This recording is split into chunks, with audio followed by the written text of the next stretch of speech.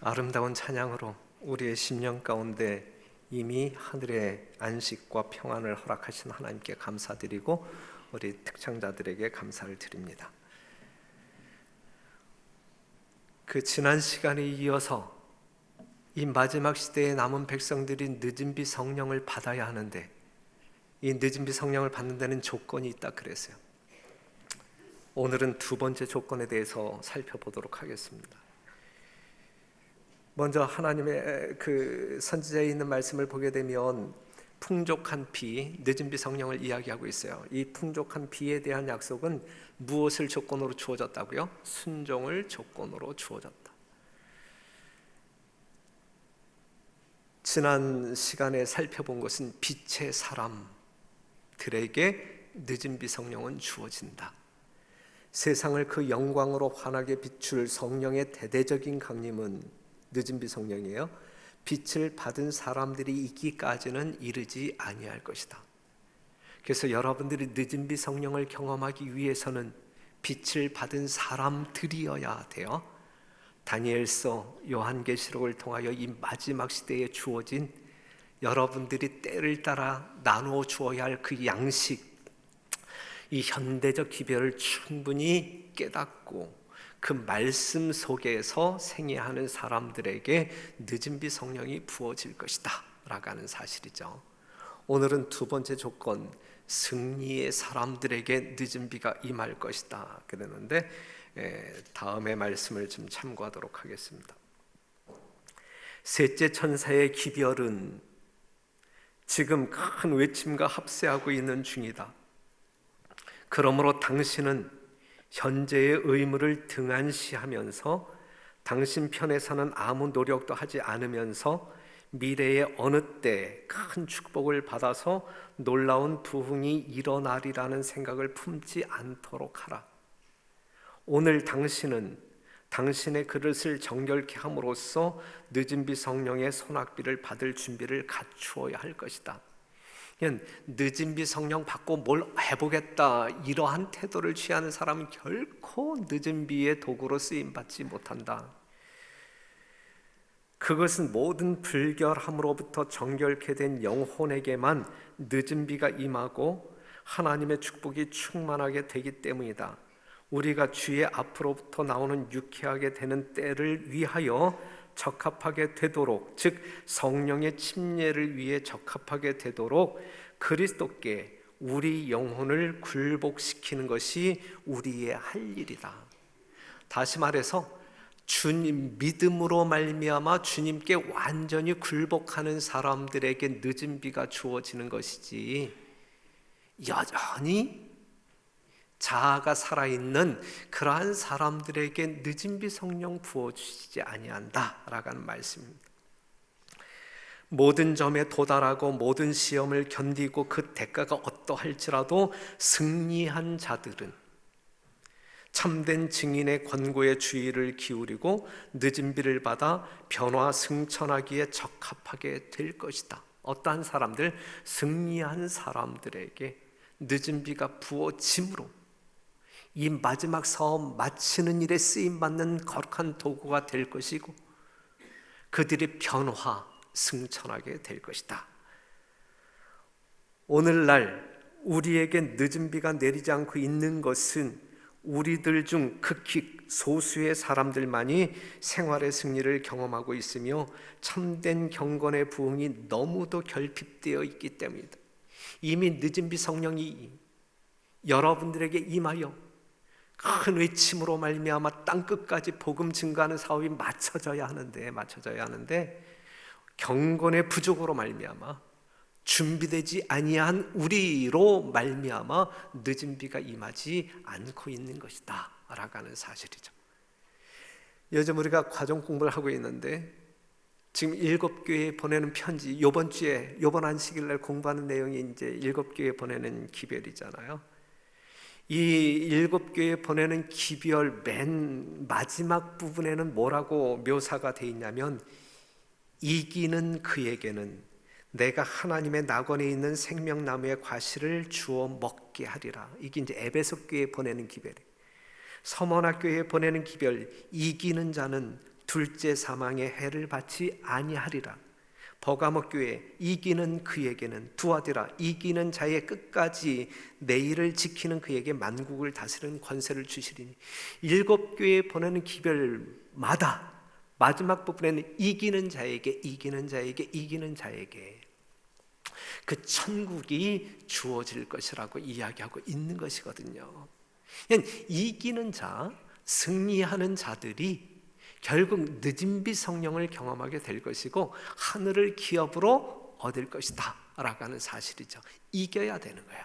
우리는 승리를 경험해야 되는 것입니다.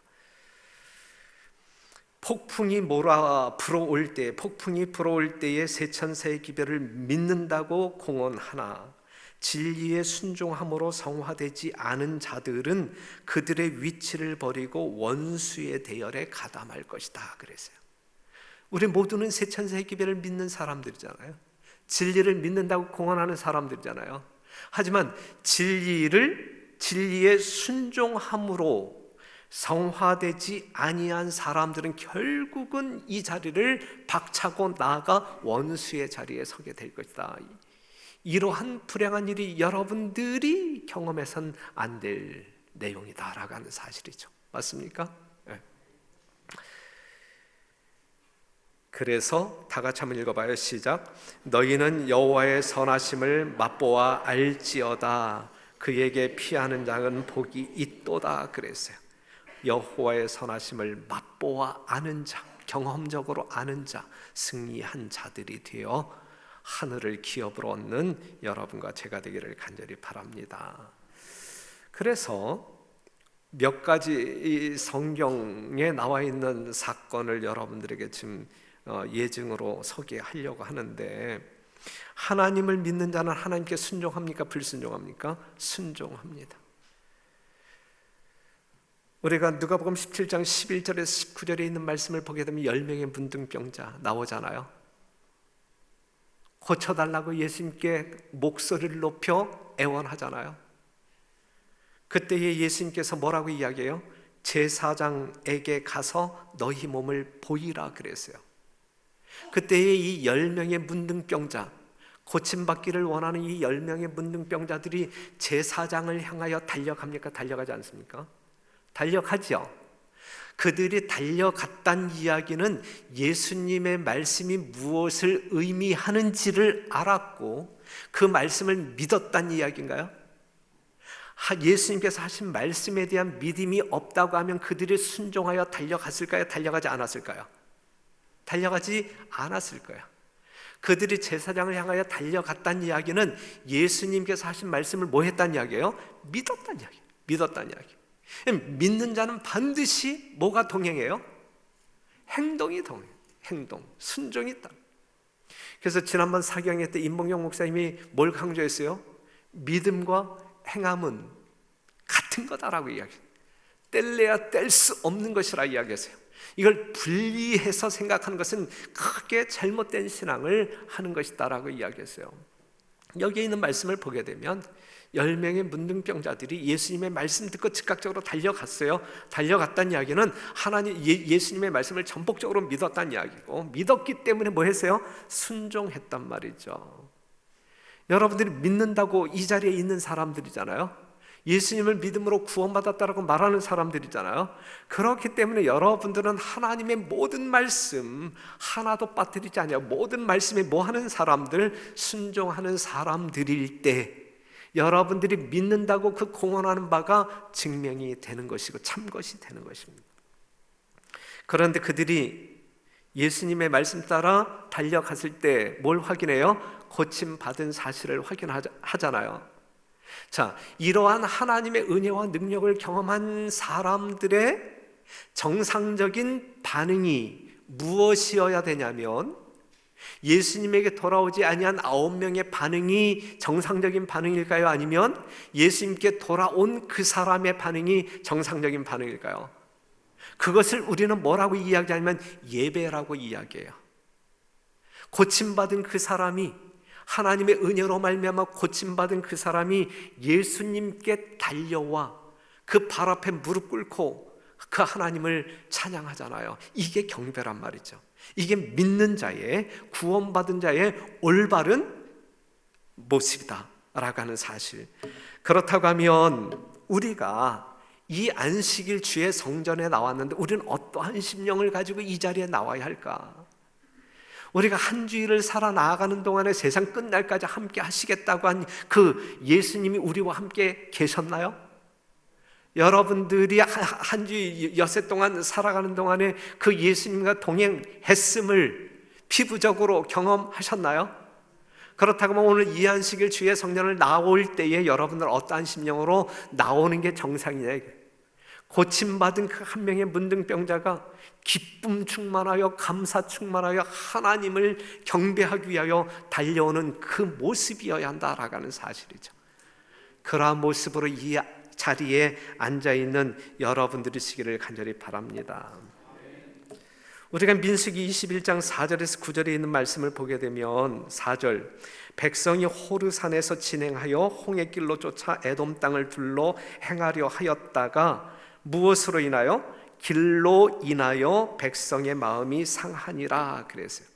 그리고 그들이 또 이제 하나님께 불평불만 늘어놓죠. 5절, 백성이 하나님과 모세를 향하여 원망하되 어찌하여 우리를 애굽에서 인도하여 올려서 이 광야에서 죽게 하는고 이곳에는 식물도 없고 물도 없도다. 우리 마음이 이 박한 식물을 싫어하노라 하매 여호와께서 불뱀을 백성 중에 보내어 백성을 물게 하심으로. 이제 구리뱀 사건이 나오잖아요. 그렇죠? 무슨 내용인지 다 아시죠? 성경 내용 다 아시죠? 자, 일단 그들은 왜 뱀에 물렸는가? 그들은 왜 뱀에 물렸어요? 지금까지 한 번도 이 불뱀에 물린 사람이 없었는데 왜 그들이 불뱀에 물렸느냐 이것이죠. 일단 4절에 있는 말씀을 보면 길로 인하여 백성의 마음이 상하니라 그랬어요. 그들에게 뭐가 이 길로 인하여, 그 길로 인하여 마음이 상한 그들의 입술을 통하여 이제 불평 불만이 쏟아져 나오죠. 뭐 만나도 싫고 뭣도 싫고 다. 믿음이 없는 사람들의 입술은 찬양이라기보다는 뭐가 먼저 쏟아져 나와요? 불평 불만이 먼저 나와요. 오늘 여러분들의 입술은 하나님 찬양하는 소리 이외에 어떠한 불평불만도 쏟아져 나오지 아니하는 여러분들이 되시길 간절히 바랍니다. 그런데 길로 인하여 백성의 마음이 상하니라 그랬는데 이 길은 어떤 길이에요? 이 길은 어떤 길이에요? 뭔가 불편했던 길이야. 그런데 무슨 길이에요? 이 길은 어디로 가는 길이에요? 가나안으로 가는 길. 하나님께서 약속하신 약속의 땅으로 가는 길, 젖과 꿀이 흐르는 생명으로 가는 길, 죄인이 하늘 아버지께로 가는 길, 예수님의 심장이 갈라짐으로 말미암아 생겨난 생명의 길. 그 길이 비록 힘들지라도 분명 어떠한 길이면 틀림이 없어요. 안전한 길이면 틀림이 없어요. 비록 힘든 길일 수는 있어도 하나님이 동행하는 안전한 길, 생명을 얻는 길, 그리고 믿음으로만 갈 수 있는 길, 믿음으로만 이겨내야 할 길이기도 합니다. 하지만 애굽의 환상에 사로잡힌 많은 백성들이 그 길을 싫다하여 애굽으로 돌아갈 길을 찾고 있는 거예요. 분명 그것은 세속적이고 죄악적이며 누구에게 속아버린 사단에게 속은 그러한 생각인 것입니다. 바로 그때 뭐가 등장해요? 불뱀이 등장하여 그들을 물어버립니다.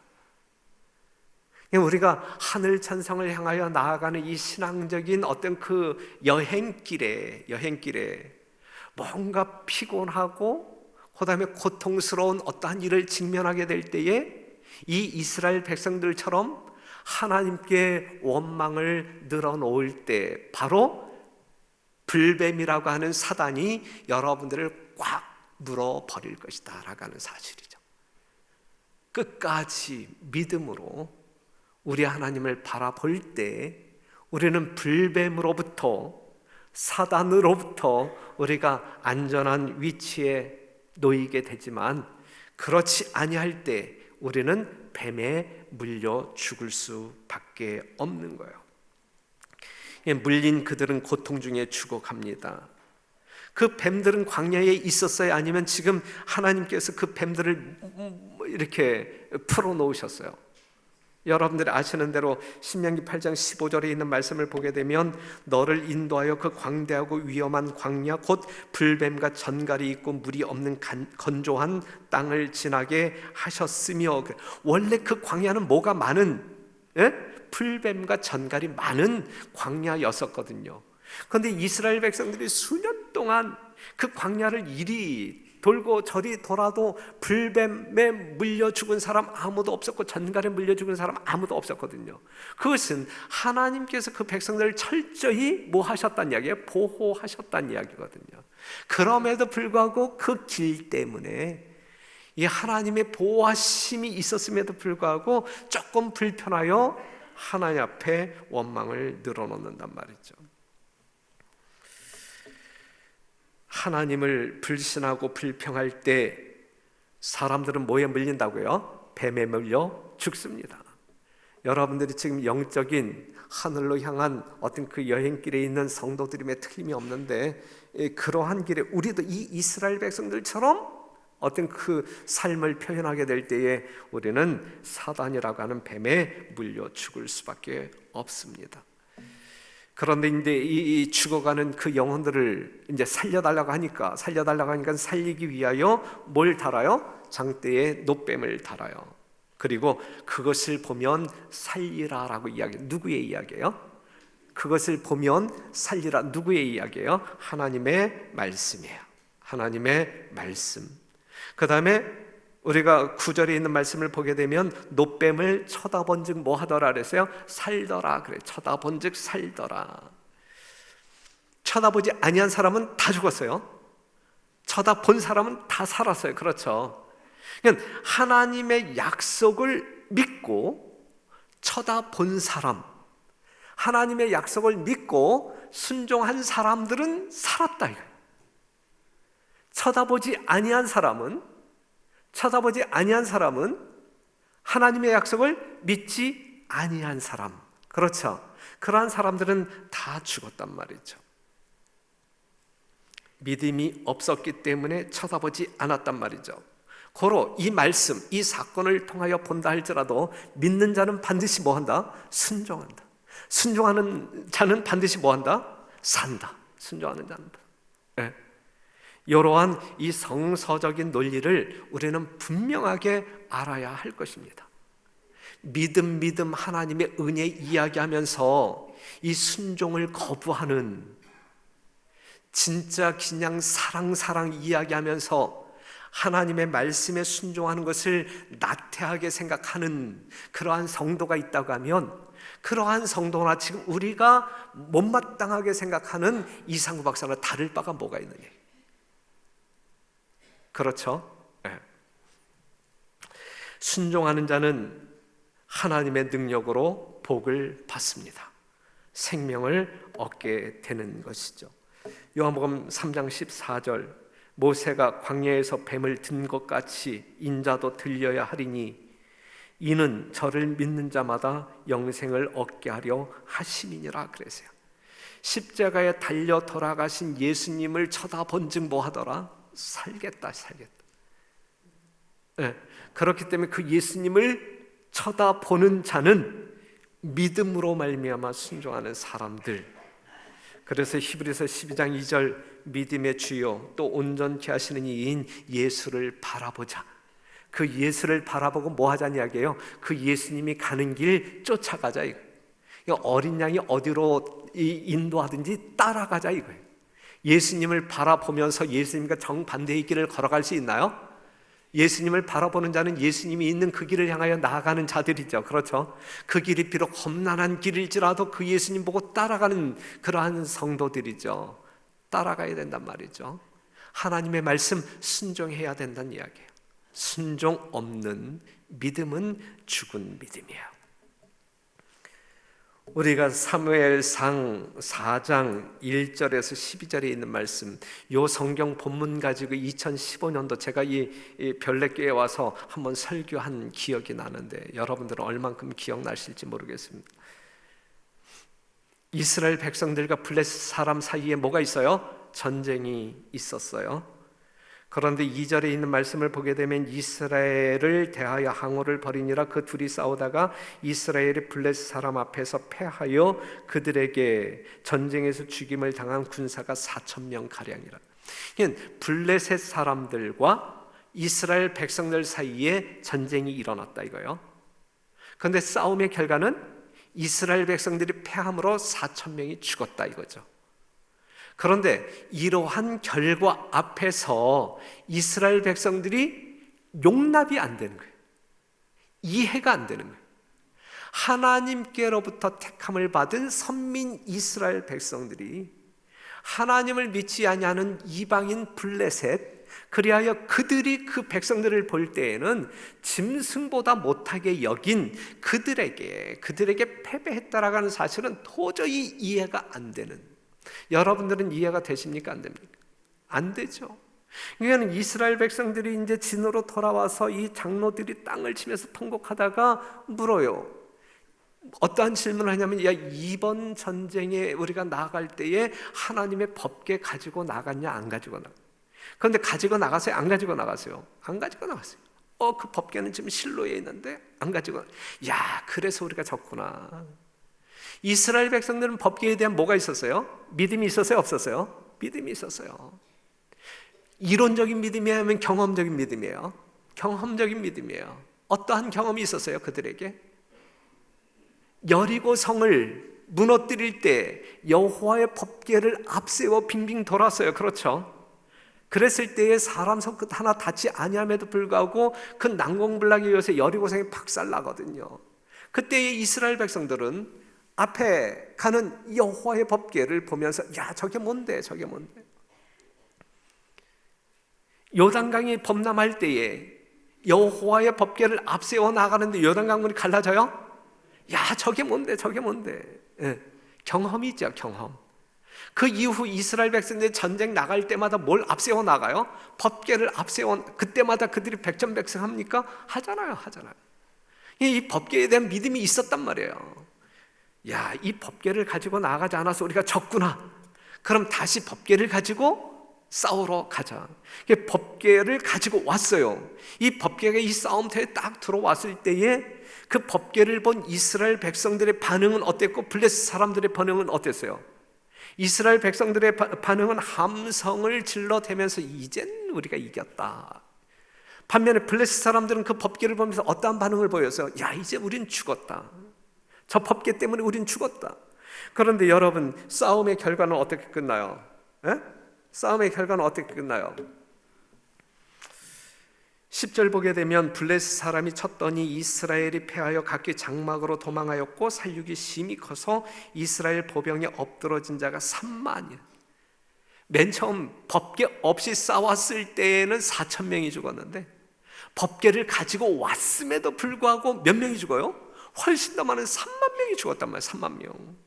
3만 명이 죽었고 하나님의 궤는 빼앗겼고 엘리 아들 홈니와 비나스는 죽임을 당하였고 이 비보를 들은 누구는 엘리의 제사장은 그냥 자빠져 목뼈가 부러져 죽고, 이때에 비나스의 아내가 이제 아이를 출산하다가 이 불행한 소식을 듣고 이 그냥 아이를 출산하면서 이가봇하면서 죽잖아요. 그렇죠? 예. 여러분, 이건 여러분들 어떻게 이해하실 거냐?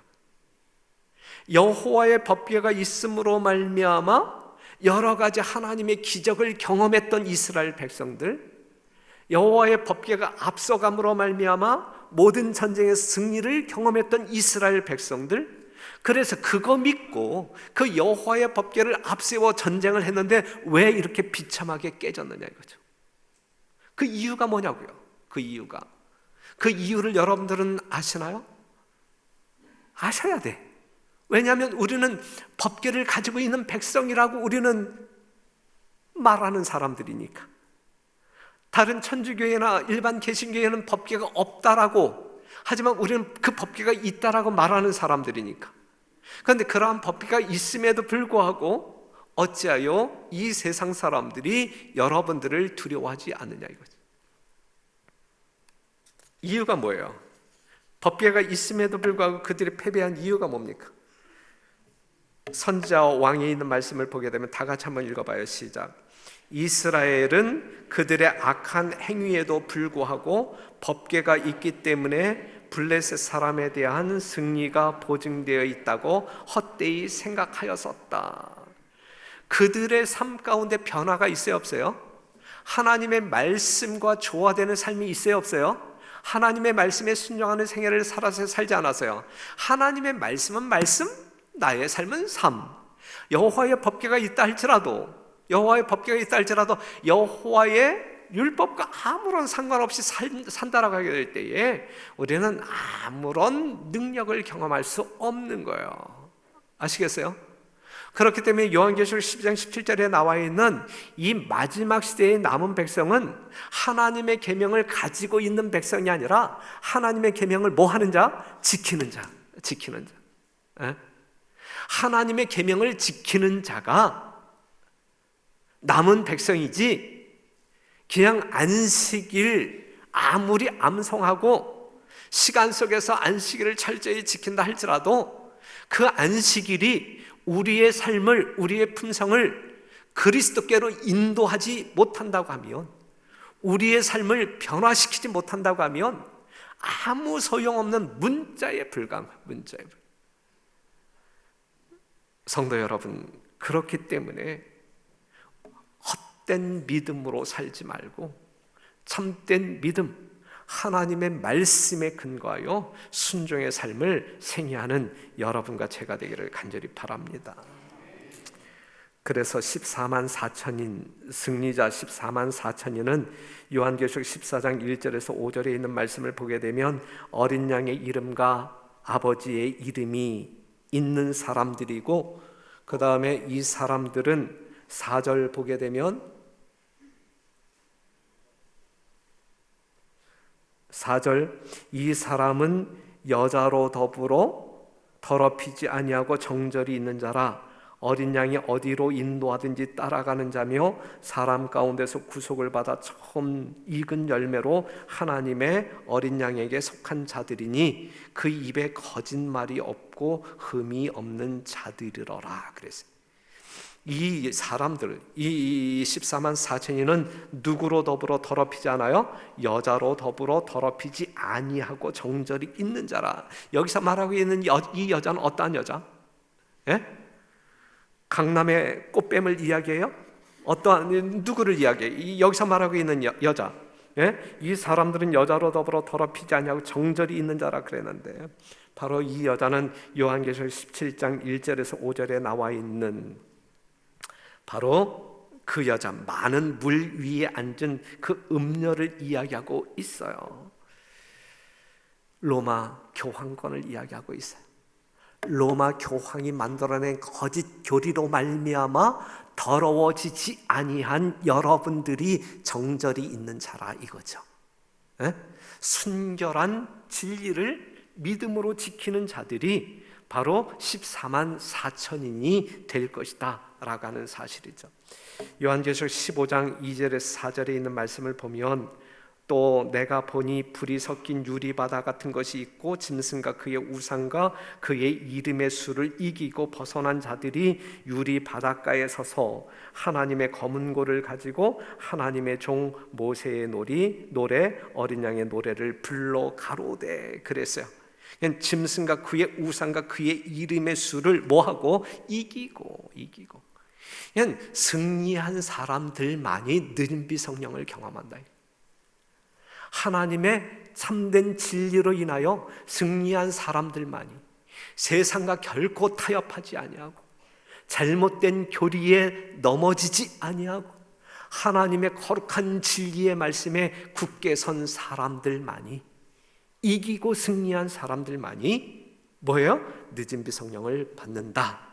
그래서 요한계시록 20장 4절에 있는 말씀 보면, 또 내가 보좌들을 보니 거기 앉은 자들이 있어 심판하는 권세를 받았더라. 또 내가 보니 예수의 증거와 하나님의 말씀을 인하여 목배임을 받은 자의 영혼들. 예? 그러니까 내 이 땅에서의 나의 목숨을 잃어버린다 할지라도 예수의 증거와 하나님의 말씀을 결코 포기하지 아니하고 순종하는 자들, 그러한 사람들에게 늦은 비가 부어지는 것이고 구원이 주어지는 것이다 라고 하는 사실입니다. 여러분 모두의 삶 가운데 이러한 승리가 있게 되기를 간절히 바랍니다.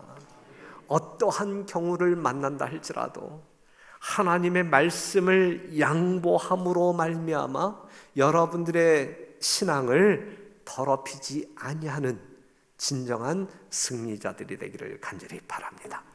14만 4천인은 여호와의 이름을 소유했고 어린 양의 이름을 소유했는데, 여러분들이 잘 아시는 대로 여호와의 이름을 소유한 사람의 특징은 이래요. 사무엘상 17장 4절, 8절, 16절에 있는 말씀을 보게 되면 이제 골리앗과 더불어 싸우는 다윗의 이야기가 나오잖아요. 골리앗이 나와 그럴 때에 어느 누구도 두려워 나아가지 않지만 누구는 나갔어요? 나오라고 할 때 누구는 나갔어요? 다윗은 나갔다. 다윗은 비록 체구가 작고 어린 소년 다윗이었지만 물맷돌 들고 나갔단 말이죠. 그럴 때 그는 골리앗을 무너뜨리고 이스라엘 백성들에게 승리를 안겨다 주지 않습니까? 그런데 이 다윗이 나아갈 수 있었던 이유는 무엇이냐면 45절, 다윗이 블레셋 사람에게 이르되 너는 칼과 창과 단창으로 내게 오거니와 나는 만군의 여호와의 이름 곧 내가 모욕하는 이스라엘 군대의 하나님의 이름으로 내게 가노라 그랬어요. 이스라엘 백성들 중에 여호와의 이름을 소유한 자는 누구밖에 없었던 것 같아요? 다윗밖에 없었던 것 같아요. 여호와의 이름을 소유한 사람, 하나님의 품성을 지닌 사람, 이 다윗 같은 사람은 이 골리앗 앞에서 두려워 떨며 도망치지 않는단 말이에요. 문제를 보면 피해가지 않는단 말이에요. 그 문제를 돌파하기 위하여 하나님의 이름을 가지고 나아가 결국은 해결하는 자가 되는 것이죠. 여러분들은 분명 여호와의 이름을 소유한 사람들이십니까? 그렇다고 하면 여러분들의 생애의 특징은 누구처럼 살아야 된다는 이야기예요. 다윗처럼 살아야 한다. 그러한 사람들을 통하여 주님께서는 일하십니다. 다윗을 왕으로 세우시고 증거하여 가라사대 내가 이새의 아들 다윗을 만나니 내 마음에 합한 사람이라 내 뜻을 다 이루게 하리라 하시니라 그랬어요. 이 다윗과 같은 사람이 누구의 마음에 드는 사람이에요? 하나님의 마음에 합한 사람이 되는 것이고, 이 하나님의 마음에 합한 사람, 그러한 사람을 통하여 하나님의 뜻이 이루어진다라고 하는 사실이죠. 우리 하나님께서는 하나님의 뜻을 이루시기 위하여 여러분들을 부르셨잖아요. 택하셨잖아요. 남은 백성 삼아 주셨잖아요. 그리고 이 마지막 시대를 이 책임지도록 사명을 주셨잖아요. 그런데 이 마지막 시대의 진정한 하나님의 사명자는 누구냐 이거예요. 누구냐? 그냥 이 교회 안에 있는 사람이기 때문에 하나님이 나를 들어서 사용할 것이냐? 아니다 이거야. 아니다. 에? 정말 이 다윗과 같이 여호와의 이름을 분명히 소유한 자, 여호와의 성품을 소유한 자, 그리하여 하나님의 마음에 합한 자, 그리함으로 말미암아 하나님께서 마음 놓고 들어 사용할 수 있는 도구 될 때 우리는 하나님의 동역자가 될 수 있는 것입니다. 이러한 성도 여러분 되어 이 마지막 사업 한 부분을, 작은 부분일지라도 그 부분을 책임지고 완수하는 여러분들이 되시길 간절히 바랍니다. 우리가 사도행전 3장 1절에서 10절에 있는 말씀을 보면 또 유명한 이야기가 나오잖아요. 베드로와 요한이 기도하러 성전에 올라갈 때에 안진뱅이 나면서부터 안진뱅이 된 성전 미문에 앉아서 구걸하는 그 불쌍한 영혼을 만나잖아요. 그가 그들에게 동전을 구할 때에 이 베드로와 요한이 뭐라고 이야기를 해요? 은과 금은 내게 없거니와 내게 있는 것으로 내게 주노니 누구의 이름으로? 누구의 이름? 나사렛 예수 그리스도의 이름으로 일어나 걸으라. 그랬을 때 그가 일어나 걸었어요. 자, 우리가 6절에 있는 말씀을 보게 되면 은과 금은 내게 없지만 거기에 앉아서 구걸하는 그 사람과 이 베드로와 이 빈부를 따진다고 하면 누가 더 가난한 사람일까요? 그 거렁뱅이는 뭐 이렇게 구걸해서 얻은 뭐 동전이라도 있지. 그렇죠. 그런데 베드로는 그거 있어요, 없어요? 그것마저 없어. 그것마저 없어. 이 거지보다 더 가난한 자가 있다고 하면 베드로와 요한 아니겠어요? 그럼에도 불구하고 이 거지가 소유하지 못한 것이 있는데 그들은 누구의 이름을 소유했어요? 예수님의 이름을 소유하고 있었다. 내게 있는 것으로 내게 주노니 무엇을 주었어요? 예수 그리스도의 이름을 주었을 때에 평생 걸어보지 못한 이 안진뱅이가 벌떡 일어나서 걸었고 뛰었고 누구를 향하여 달려갔어요? 하나님을 향하여 달려갔다. 이것이죠. 사랑하는 성도 여러분, 하늘 유리바닷가에 서서 어린 양과 모세의 노래를 부를 수 있는 사람들은 아버지의 이름과 어린 양의 이름을 소유한 사람이에요. 다윗과 같은 사람이고 지금 이 사도행전 3장에 나와 있는 베드로와 요한 같은 사람들이거든요. 이러한 신앙적 삶의 특징이 여러분들의 삶의 현장에서 나타나게 되기를 간절히 바라고, 그러한 여러분들의 삶의 모습이 하나님께 무한한 영광을 돌리게 되시기를 간절히 바랍니다. 사도행전 4장 19절 베드로와 요한이 대답하여 가로되 하나님 앞에서 너희 말 듣는 것이 하나님 말씀 듣는 것보다 옳은가 판단하라. 우리는 보고 들은 것을 말하지 아니할 수 없다. 이렇게 사는 자가 어린 양의 이름을 소유한 사람들의 삶이에요. 이렇게 살아야 된다는 이야기예요. 이 마지막 시대에 제7일 안식일 예수 재림교인들은 이처럼 살아야 된다는 이야기예요. 그렇죠? 네. 로마서 8장 35절에 있는 말씀, 누가 우리를 그리스도의 사랑에서 끊으리요? 환난이나 곤고나 핍박이나 기근이나 적신이나 위험이나 칼이리야. 기록된 바 우리가 종일 주를 위하여 죽임을 당케 되며 도살할 양같이 여김을 받았나이다 함과 같으니라. 37절 그러나 이 모든 일에 우리를 사랑하시는 이로 말미암아 우리가 넉넉히 이기느니라 그랬어요. 어떠한 칼이 우리의 목숨을 위협한다 할지라도 아버지의 이름을, 어린 양의 이름을 소유한 사람들은 우리를 사랑하시는 예수 그리스도로 말미암아 넉넉히 이기는 승리의 삶을 살게 될 것이다. 우리 모두가 경험해야 돼요. 한 사람도 예외 없이 이 자리에 앉아 계신 우리 모두가 경험해야 할 승리인 것입니다. 이렇게 승리할 때 우리가 늦은 비를 경험하게 되는 것이거든요. 이것을 너희에게 이름은 너희로 내 안에서 평안을 누리게 하려 함이라. 세상에서는 너희가 환난을 당하나 담대하라. 지지 말고 담대하라. 포기하지 말고 타협하지 말고 담대하라. 내가 세상을 이기었노라 그랬어요. 예수님이 승리한 그 승리에 참여하시는 여러분들이 되시기를 바랍니다. 우리는 승리자들이지 패배자들이 되어서는 결코 안 됩니다. 교회들이 힘을 원한다면 영적인 힘이에요. 교회들이 힘을 원한다면 그들은 하나님께서 그들에게 주신 기별대로 살아야 한다.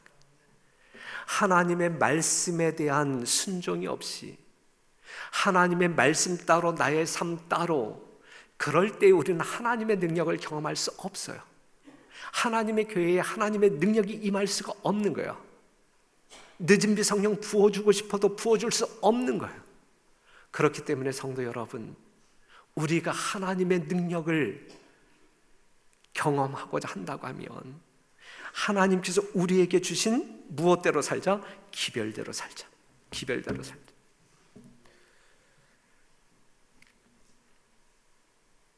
그리스도께서는 이거 잘 보세요. 이거 잘 들어보세요. 그리스도께서는 완전한 품성을 얻는 일이 쉽다는 보증을 주지 않으셨다. 쉬운 일이 아니란 말이에요. 완전한 품성을 얻는 일이 쉽지 않다. 고상하고 모든 면으로 원만한 품성은 선천적으로 타고나는 것이 아니다. 그것은 우연히 얻어지는 것도 아니다. 고상한 품성은 그리스도의 공로와 은혜를 통하여 개인이 노력함으로써 얻을 수 있다. 그리스도의 은혜를 통하여 개인이 노력함으로 얻을 수 있다. 노력 없이 안 되는 거예요, 여러분. 영적인 노력 없이 안 되는 거예요. 그냥 어느 날 갑자기 여러분들의 품성이 변하는 거 아니에요. 그냥 내가 예수님 믿는다고 해서 그냥 품성이 저절로 변화되는 거 아니에요. 아시겠죠? 그 다음에 하나님께서는 재능과 정신력을 주시지만, 여러분들에게 재능과 정신력을 주시지만 품성 형성은 우리가 하는 것이다. 품성은 자아로 더불어 맹렬하게 싸움으로써 형성된다. 자아와의 맹렬한 싸움의 결과로 얻어지는 것이다. 타고난 성벽을 끊어버리기 위하여 거듭거듭 계속적으로 싸우지 않으면 안 된다. 극복해야 돼요. 내가 가지고 있는 못된 것, 악습들 극복해야 돼요. 싸워서 이겨야 되는 거예요. 타고난 그 다음에 우리는 자신을 면밀하게 비판해야 하고 단 하나의 좋지 않은 성벽도 고쳐지지 않은 채 남아 있도록 해서는 안 된다 그랬어요. 안 된다. 실물 교훈에 얼마 전에 끝난 우리 새벽 기도회 때에 읽었던 실물 교훈에 나와 있는 이 계시적인 하나님의 말씀이에요. 같은 책에 바로 밑에 어떤 내용이 있냐면, 어느 누구도 나는 품성의 결점을 고칠 수 없다는 말을 하지 않게 하라. 고칠 것들 많죠. 지금 여러분들이 고칠 것들, 버려야 할 것들 참 많죠. 그런데 참 안 되죠. 안 되네, 난 고칠 수 없다, 이렇게 말하도록 내버려 두지 말라 그랬어요. 만일 만약 그대가 그렇게 생각한다면 그대는 분명히 영생을 얻지 못할 것이다. 내 말이 아니죠.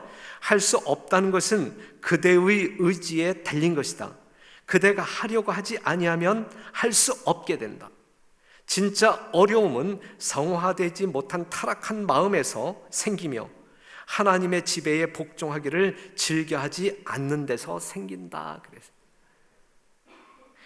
하나님의 말씀대로 순종하고자 하는 마음이 없기 때문에 안 되는 것이지, 우리가 그러한 마음을 먹을 때 하나님께서는 우리를 도우심으로 말미암아 우리로 하여금 이기게 하신다, 승리하게 하신다. 한 말씀 보고 마칠게요. 성공의 비결은, 품성 변화에 있어 성공의 비결은 보세요. 우리의 지식이나 지위에 있는 것이 아니며 또 사람의 숫자나 재간이나 그들의 의지에 달려있는 것도 아니다. 우리는 자신의 무력함을 느끼고 그리스도를 명상해야 한다. 즐겨 순종하는 자는, 즐겨 믿음으로 말미암아 기쁨으로 즐겨 순종하는 자는 모든 능력의 근원이 되시고 모든 생각의 근원이 되시는 자를 통하여 이기고 또 이기는 생애를 살 수 있게 될 것이다 그랬어요. 그냥 내 안에 그리스도가 생애할 때 우리는 승리를 경험할 수 있을 것이다 라고 하는 사실이거든요. 자, 늦은 비 성령을 받을 수 있는 조건, 첫 번째 빛의 사람, 빛의 사람. 두 번째 승리의 사람.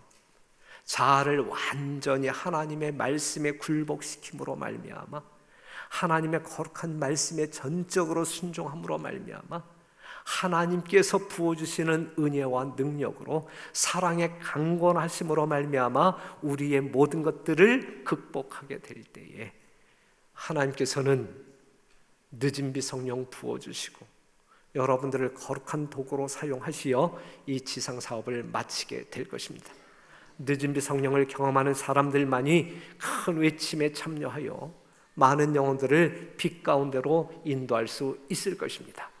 모쪼록 주어진 말씀 깊이 탐구하게 되시기를 바라고, 말씀 속에서 살아계신 예수님 만나게 되기를 바라고, 살아계신 예수님과 동행함으로 그 예수님의 능력으로 말미암아 여러분들의 삶이 율법과 하나님의 말씀과 조화되는, 그리하여 하나님의 품성을 나타내시는 여러분과 제가 되기를 간절히 바라면서 말씀 마치겠습니다.